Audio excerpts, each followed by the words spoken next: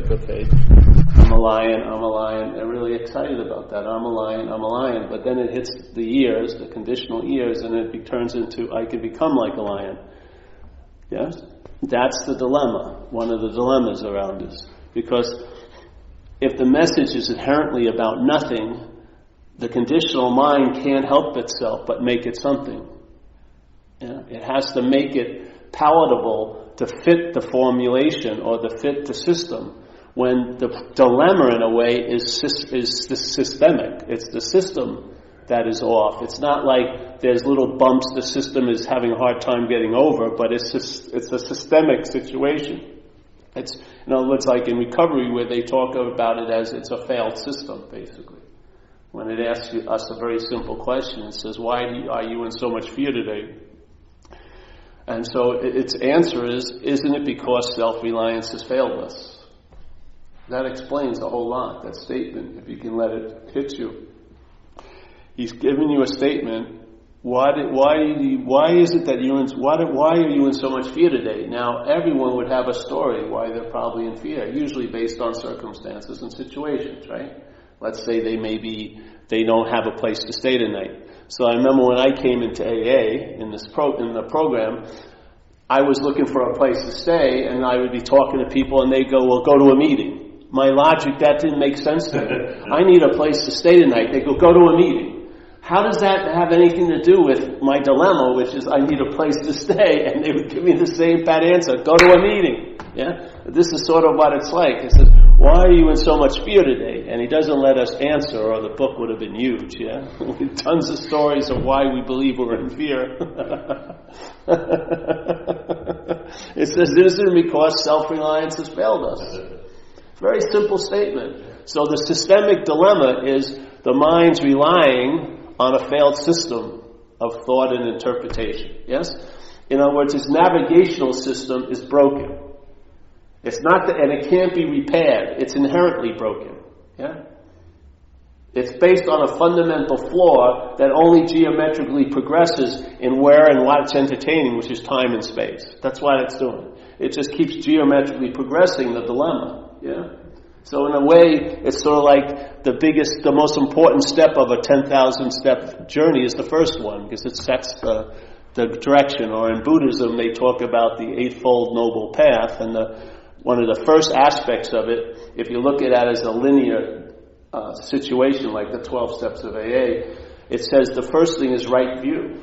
Yeah? And then there's right livelihood, right action, right meditation, right understanding. Right. Yeah? But what happens is, without the view being right, that right can't transmigrate into the right meditation, right understanding, right activity, right livelihood. And you're not going to produce the right view by right livelihood, right meditation, right understanding. You can't go the other way and produce the right view. The right view is what you entertain. It's introduced to you, and then the mind entertains it, and then something it seems to be so, and it entertains it, and then something's established, and then whatever you do gets infused with and it's just a word, right, but it gets infused with something that's balanced and harmonious. In other words, you're going to start traveling lighter through your livelihood, through your actions, through your meditations, through your understandings. Yeah? Because the right view is the basis for all the other rights to become right. Yeah? It has to migrate from the view first. Your view can't be made right by meditating. But the right view can illuminate meditation, just like it can illuminate a walk in the park. It can illuminate whatever path you're on.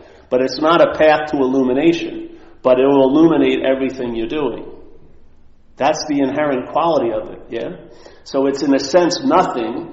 And yet, when the conditional mind tries to claim it, because when you hear the message, usually what happens is the raw mind gets it. The raw mind hits it, and there's an aha. Then the conditional mind arises, because it is a process. It's produced by a process. It arises and then claims the message, and now you go home and think about it. And then it gets neutered. Yeah? Then it's made into something. Now you think you've got it, but what you got is your own take on it. And your own take on it is from a failed systemic system. Yeah?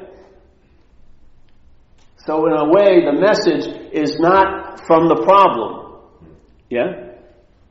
The problem wants to morph into the message and take it in so it makes sense within the problem's realm. But that's the problem in a sense.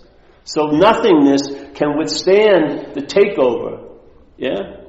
It will keep outshining all the times you try to make it something, because it will be stubbornly staying nothing. No matter how much you poke it or put something on it or try to put a uniform on it or to put it in a certain place or think you can only feel it at a certain location like a retreat, every time you try to make it something, it will always withstand that and just keep on keeping on being nothing. Yeah? And to me, that's the real gift that it keeps on giving, is that nothingness. Yeah?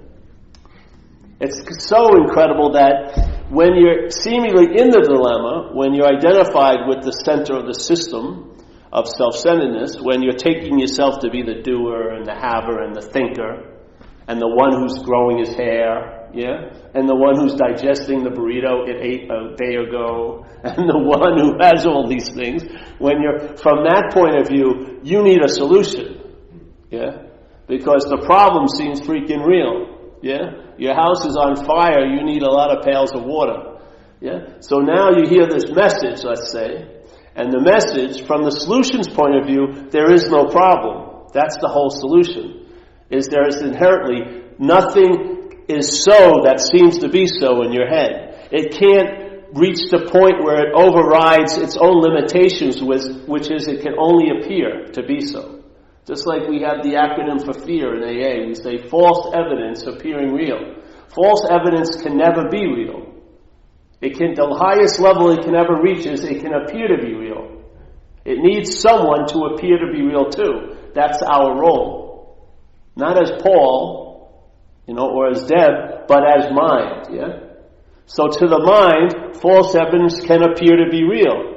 So as soon as it appears to be real, now the evidence that's false has a quality that can infect the persons that's entertaining it to be true.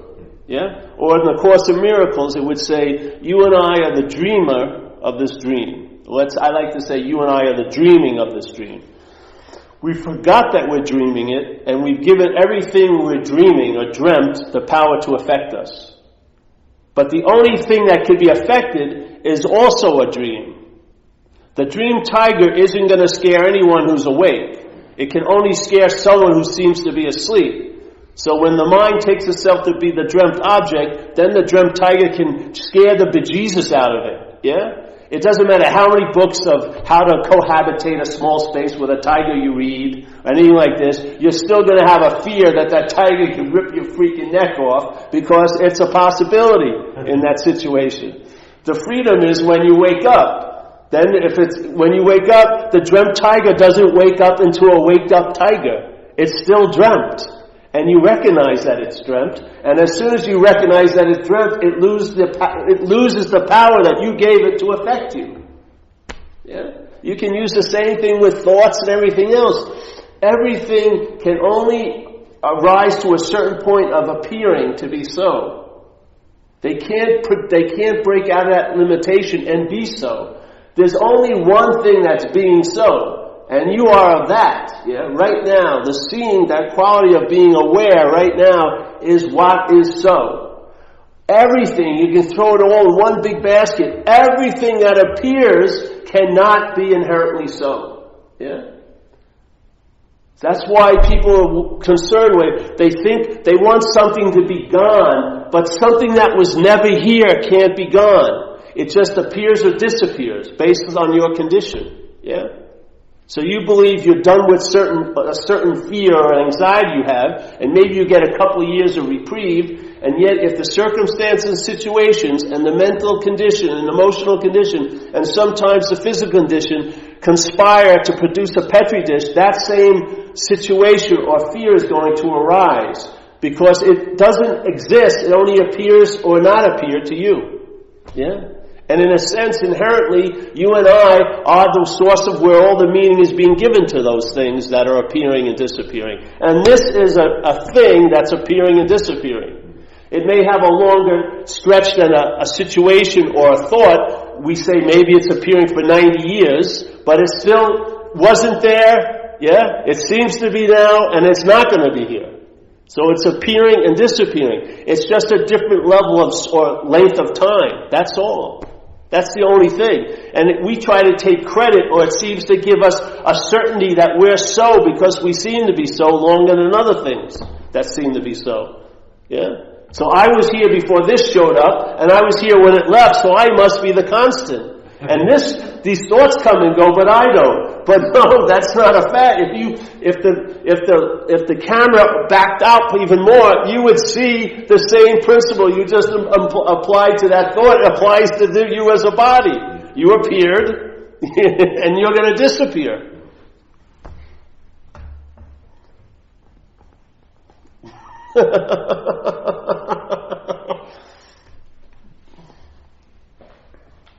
So I was reading this thing as I was having a garage sale. So all these books, I sold a lot of my quote-unquote spiritual books. But some of them I was reading before I let them go, you know. I sold a lot of them too. It's incredible. A lot of people bought this stuff. I had the books of how to get into the moment.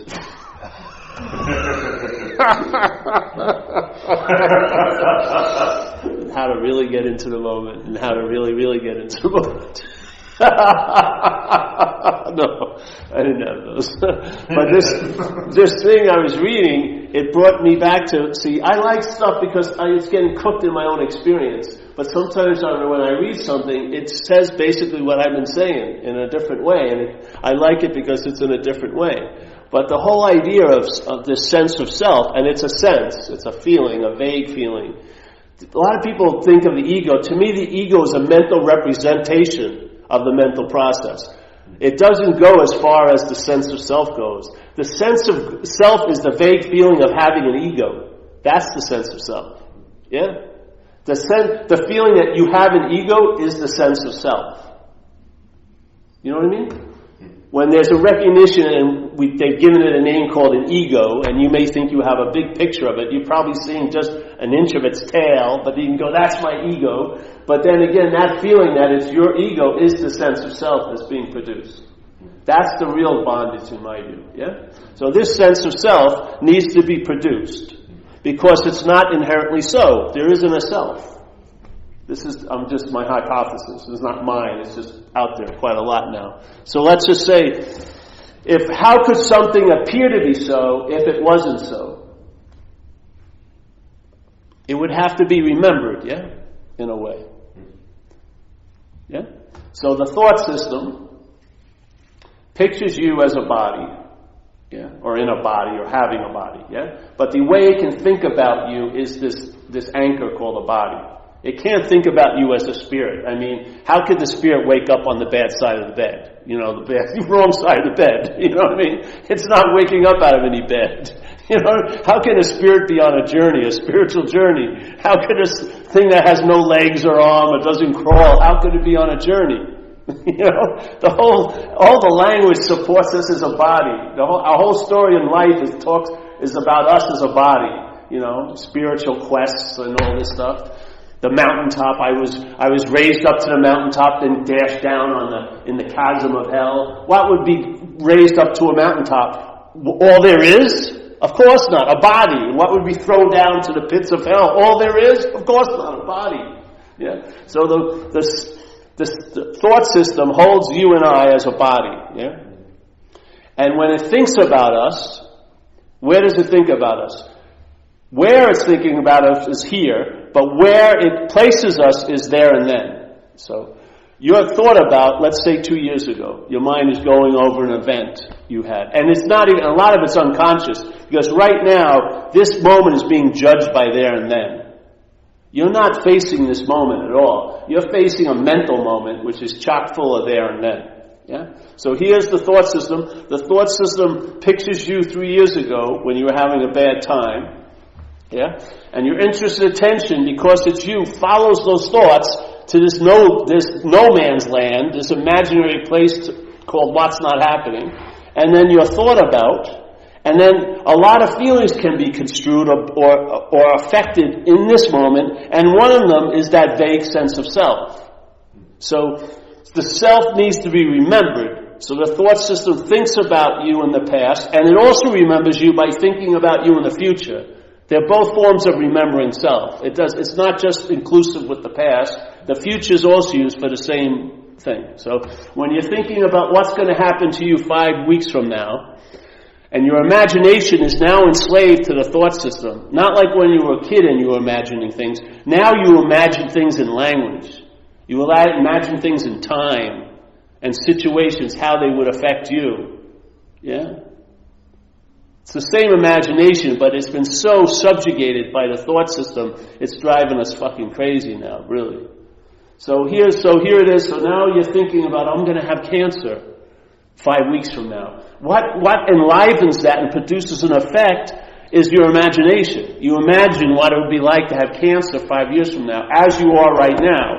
And the only way you are right now is how you were. And it's all being remembered. Yeah. So you were there, you will be there, therefore I am here. That's what it's doing. Yeah? I was there, look it. I have pictures 2 years ago. I have memories. I have feelings about what happened to me 3 years ago. I was there. Definitely valid. I got people agreeing with me. Okay. Therefore I will be there. Now that's a big assumption, but you pretty much base on it that you were here. So now because I was here, I'm going to be here for sure. So I'm worthy to be worried about. And therefore, I am here now. That's the remembrance of self. That's how the sense of self is reestablished every moment. Because it isn't here, so it can only appear to be here. And it needs to be produced for that appearance to occur. And so it's remembered. Yeah? So when St. Francis of Assisi says, it's in self-forgetting. Yeah? It isn't not forgetting you, it's in self-forgetting. You forget the self. When you're doing something you really love, usually you hit moments in that activity where you're out of self in a way. You've forgotten to remember self. Yeah? So let's say if I'm in the water and the surf's good and all the elements are so demanding to the hearing, feeling, tasting, touching, smelling, yeah? The emphasis, my interest and attention isn't stubbornly addicted to self as much. It's easily pulled off of that remembrance and being engaged with what's happening, and you feel great. You have a big smile on your face and this and that. That's the effect of forgetting self. Yeah?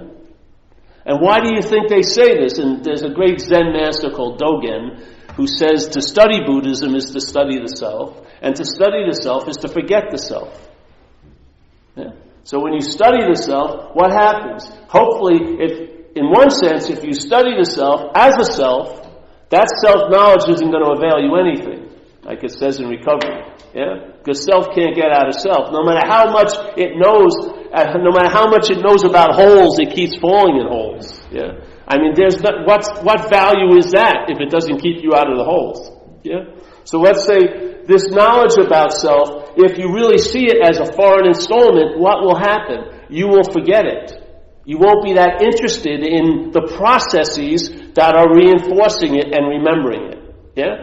And if those processes aren't taking all your interest and attention, they won't be able to produce such an effect as if you're here. Yeah? And therefore you'll be freed from the bondage of self. You'll be in the space of forgetting self. Yeah? And in that space of forgetting self, something becomes obvious that's never obvious when you're remembering self. Self can't find that. Self wants to be there to experience its own absence, but that's impossible. So while it's waiting to get it, you never seem to get it. Yeah? Yeah. So what happens if I start entertaining the idea, hey, I'm not that? What may happen? My interest and attention may leave that system that's reinforcing and implying and insinuating and inferring that there's someone there, may lose interest in that system. The system doesn't have to stop at all. It doesn't have to do anything.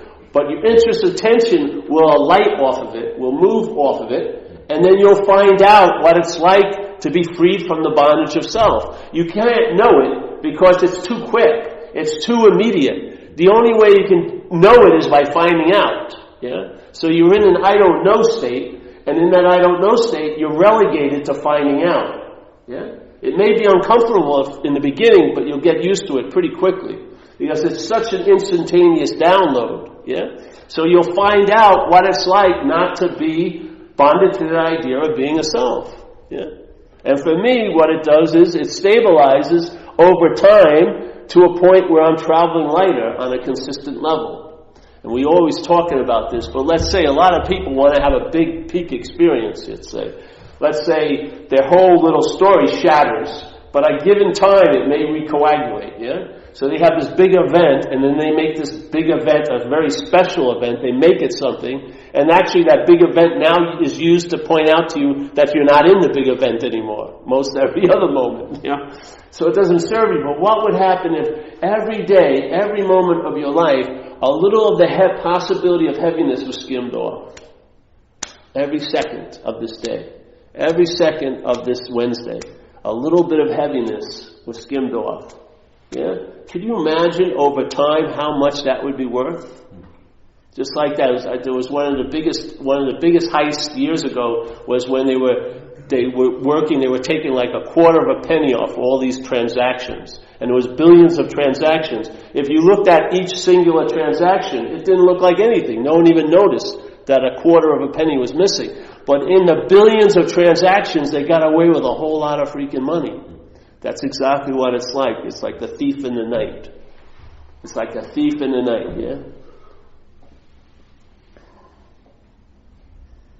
And the joy is when you get it, when you have gratitude for it, when you honor it, when you recognize that invisible presence, when you recognize that influence that didn't seem to be obvious in the past. Yeah, you can't recognize it by seeing it, feeling it, tasting it, touching it, but because there's consciousness, because there's awareness, you can intimate it. Yeah, and then it becomes very familiar with you. You sense that presence. You actually almost in a way start seeing nothing. It's almost as if you can see the space that you're in. It gets that tactile, yeah? You feel it.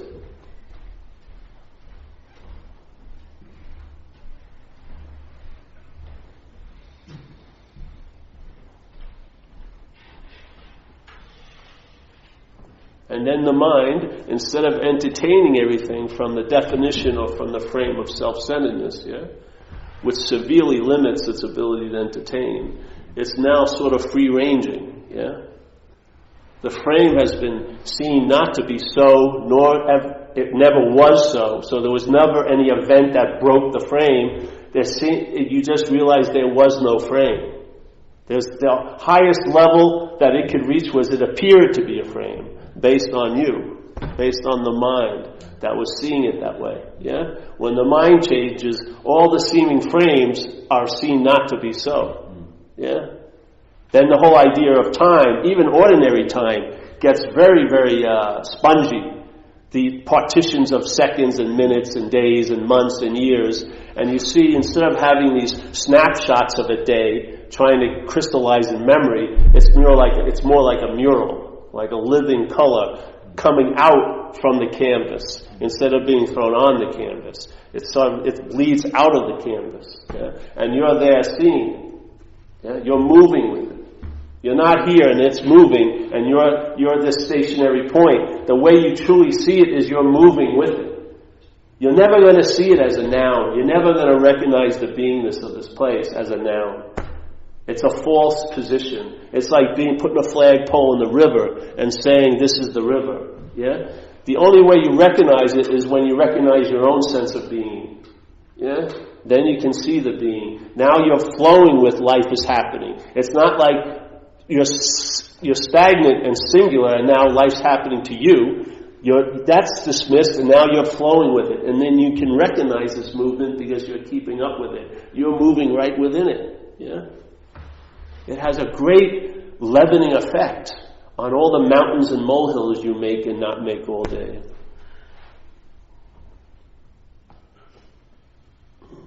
You get to a point where you realize the best way to get out of something is to get that you were never in it. It takes absolutely no time to not escape.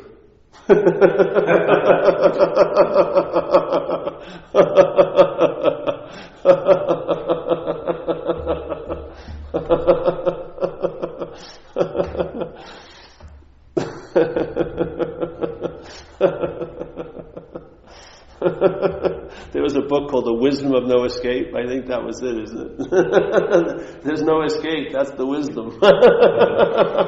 How can you escape from an imaginary place? Once you make it real, you can buy all the maps you want to get out of it. You're never going to get out of it because now you believe you're in it. And being out of it's just the side of the same coin. If you believe you're in it, you're going to want to get out of it. That's being in it.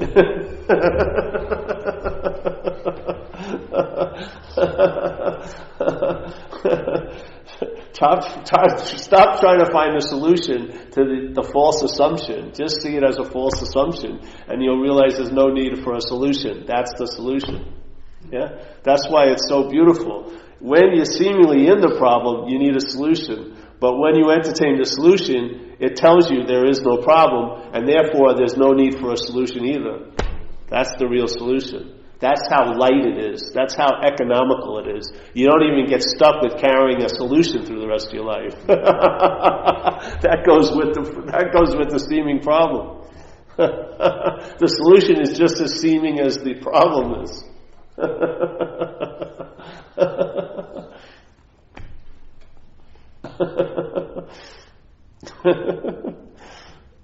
I ran into a guy today. He was in a lot of self-pity, his mind, Ooh, he was like bathing in it. It was like he was like in a bubble bath. He was luxuriating in it.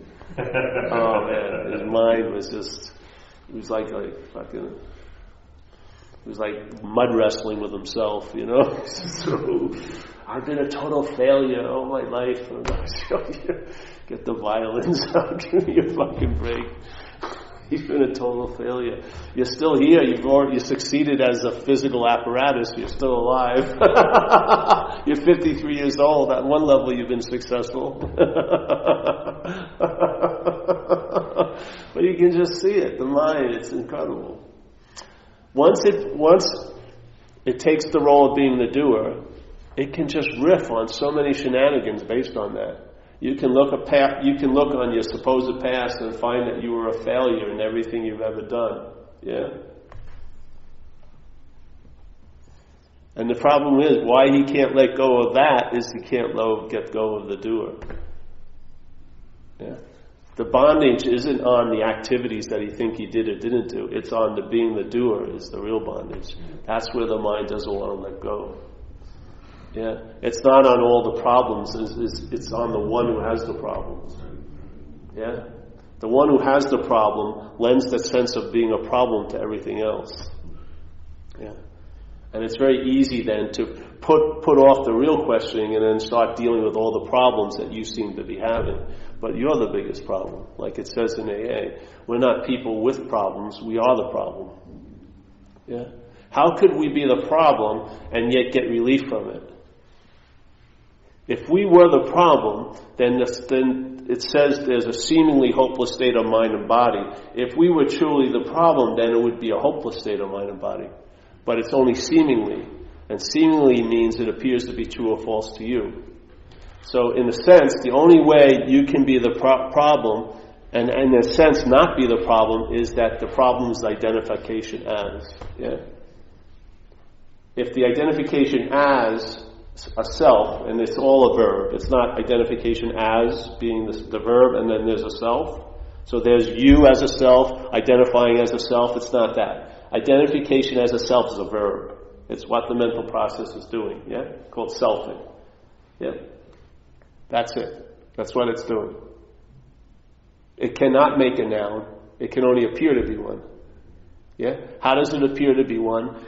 The language system refers to you as a subject. It implies that you're the doer, even of an absurd thing of growing your own hair. It seems so innocent, but you can see the principle underneath it. Yeah? That people actually believe they're doing something they have nothing to do with. And then it's on a real, and then they see digesting food. It seems funny, if I got to go home early tonight. I ate that big burrito. I had the El Grande. It's going to take me a few hours, so we're going to have a short meeting tonight. But then we so nonchalantly keep being bonded to the idea that we're the thinker of the thoughts, as if we're the one that's doing that. Much more subtle a process than digesting, yeah? But it's still a brain-body process, yeah? Yet we're under the illusion that we're the thinker of the thoughts, and you don't see that as the real rub. It's not all the thoughts, but the sense that they're yours. Yeah, I have total immunity to Deb's thoughts if I know them to be hers. But I can have the same thoughts, and if they're held as mine, they can have a huge effect on me. Is the effect coming from the thoughts or from the one who has the thoughts? It's coming from the one who has the thoughts. That's where the power lies. Yeah. If the power stops being distributed to all these insane assumptions, yeah, by questioning some of them, then what would happen? Who knows? Find out. The interest and attention would be freed from that slavery, and then see where it lands. See where it flies to. See what it brings back during your day. Yeah? And you'll know the tree by its fruits. You'll see what it's like to be freed from the bondage of self. You'll have an intimate experience of it. Yeah? Yet the source of it isn't an experience, but you'll have an intimate experience of that source's influence on your life. You'll see it happening during your day, all day.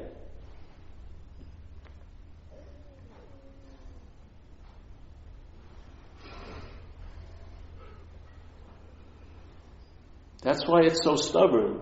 In the program of recovery, it says we were powerless over alcohol. So if you follow that logic, when you drank or used, you were apt to do almost anything, yeah? Which I was. I have tons of experiences that no matter what my intentions were, once I drank or used, all bets were off, yeah? It used to go down a basic same, like an express or a local to hell, but it took different routes, but it was basically that theme, but I had no idea what was going to fucking happen, what I was going to do. Yet, I come in with that intimate experience that I was powerless, and yet, the stubbornness of the thought system to keep thinking I'm the doer will even be applied to those past behaviors when I was under the influence. I'll still be feeling guilty and shameful for it all, because I'm the doer. Yeah? Even though I say I got the principle that it's stating that I was powerless, like it's sort of like dancing with a gorilla, you stop when it wants to stop, and I really have an intimate experience of that, yet my stubbornness of the conditional mind will keep implying that I was the doer, and guilt and shame will still be produced from that imaginary fucking field. Yeah? Only to sort of ornament the sense of self.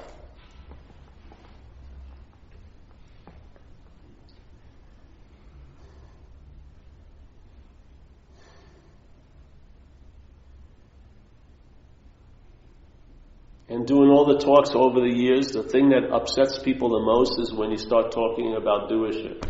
That's the one thing they ain't willing to sort of question. They believe they have free will, and it doesn't matter if you think you have it or not, it doesn't matter. But they believe they're the doer. Yeah?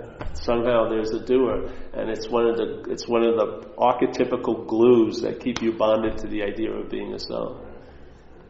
Yeah.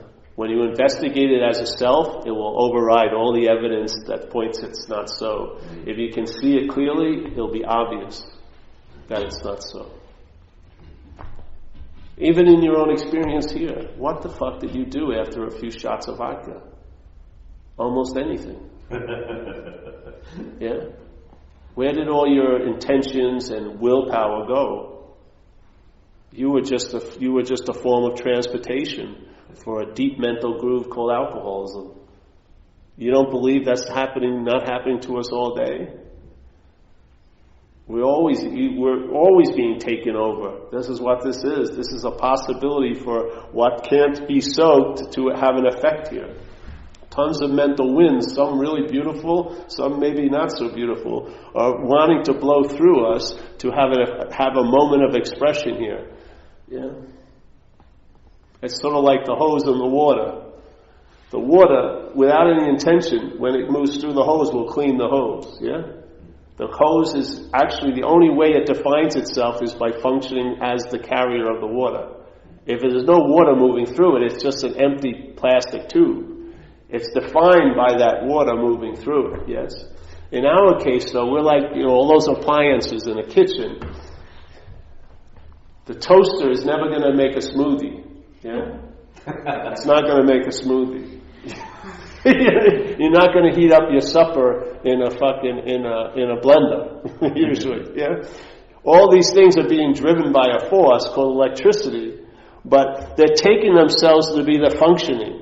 So that energy is forgotten, and the toaster thinks it's a toaster. And now it has opinions about what kind of bread it's going to toast. I'm not going to take any rye bread. It's an anti-Semitic toaster, you know. No rye bread for this toaster. And all this stuff, all these insane possibilities start becoming prevalent when this assumption, when it's forgotten, what's really moving it, what's really enlivening it, isn't its toasterness. Its toasterness gets to facilitate the energy that's moving through it, and it expresses in a certain manner called toasting. You know, it toasts bread, just like the blender. But if you followed all the wires back, they'd go to one place, the electrical outlet. Yeah, there's the one source. We're like a facilitator for awareness to have, or consciousness to have an experience here, and yet we're taking ourselves to be the one that's doing it. Or we're like the telescope that allows the scientists to see the stars as if they're closer, even though they haven't moved. If you see the event from outside, there's the telescope, the guy behind it, and the stars just seem as far as they seem. But now with the telescope, the scientist gets to see the stars as if they're closer.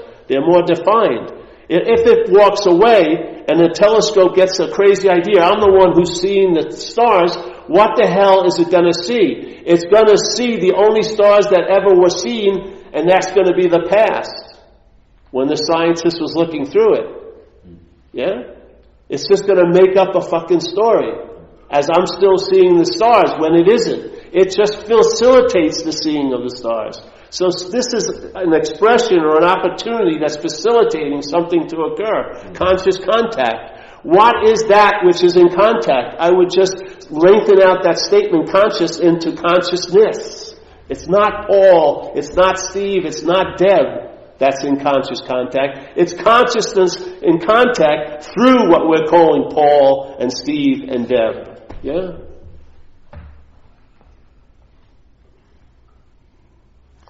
And it will be great relief for the experience of Paul and Steve and Deb to entertain that possibility. Because look at the heaviness that's being produced by entertaining. You're the one that's in conscious contact. That you're the doing of the seeing and the doing of the hearing and the doing of the thinking and the doing of the feeling. How's it working out? I say it's producing a huge amount of heaviness that's demanding relief, and then we look for relief just as ignorantly as we look for that. Yeah. So one addiction, the addiction of the mind, addicted to the idea of self, spawns all your addictions to get relief from that. Basically, every addiction was trying to get relief from self. Every time I shut up was I was trying to get out of myself. It didn't work. You can't transcend an imaginary place. You can't get out of something you're not in. That's the frustrating point. Our logic is so off. We can't believe, we can't get out, and what happens is it's usually turned on us that I'm doing something fucking wrong. I'm the only person who's ever read Buddhism and didn't get it. I'm the only person who came into AA and can't get it. You know, it's just more self-centeredness. Constantly now you're the doer of your own failures. It's insane. The thing, you can't get out of self. It's just going to keep turning back into itself. Yes? And it's trying to forget itself, which is referring about itself. Yeah? You can study 2 years about obsession with self, but that could be construed as an obsession with self. You know? You're studying. And the funny thing is, you really believe you're getting out of something.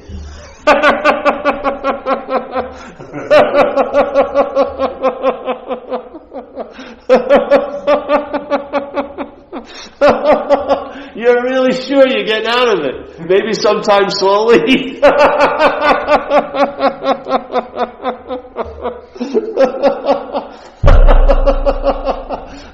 Because the author of the story has to reinforce the story. It can't admit that it's a failed system. The self can't transcend the system that's making it. It doesn't exist anywhere. The highest level it can reach is an appearance, or a sense, or a vague feeling of. Yeah? That was the biggest ironies when I realized all my incredible strict practices of getting out of it were just another form of being in it.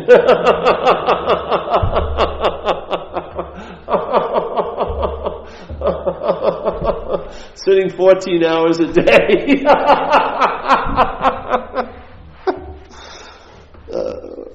The mind will give you spiritual experiences, and you'll really think you're getting somewhere. Oh, it's funny. That's one of the biggest reliefs you get, is the need to be liberated. You get relief from that need. You just see that as like smoke and mirrors. Yeah.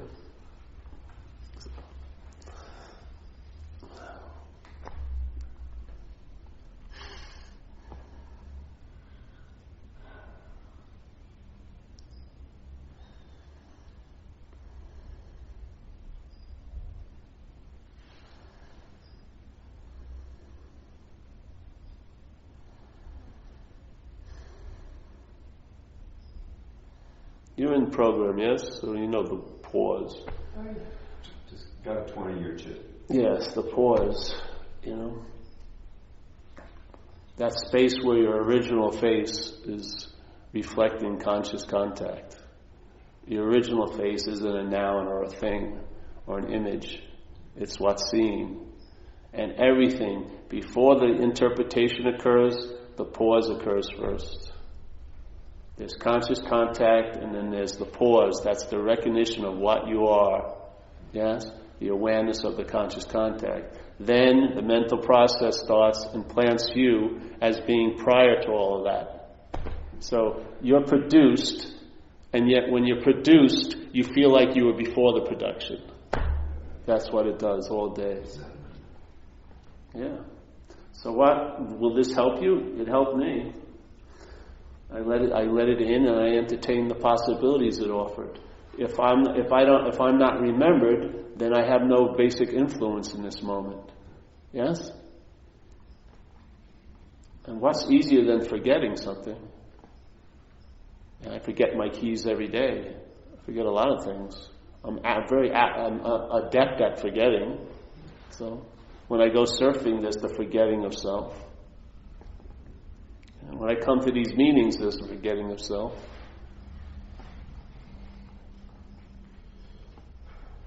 Quickly forget I'm an alcoholic. Said I quickly forget I'm an alcoholic. Yes. That problem doesn't even exist for me anymore, because it doesn't exist as me anymore. If you keep existing as the problem, then the experience of it not existing will be existing, not existing, existing, not existing, based on some whimsical interpretation of your head. But if it doesn't exist as you, then your basic state will stabilize in that the problem doesn't exist for you anymore. That'll be your experience. Yeah? But the experience is just reflecting the state that it doesn't exist as you. If the state is you're existing as that, then your experience will be it doesn't exist for me, it exists for me, it doesn't exist for me, it exists for me. I surrendered, I took it back, I surrendered, I took it back. It'll be like that quite a lot. But if it doesn't exist as you, it's a whole different ball game. Then your experience will stabilize into it doesn't exist for you anymore. Because it's not existing as you. Yeah.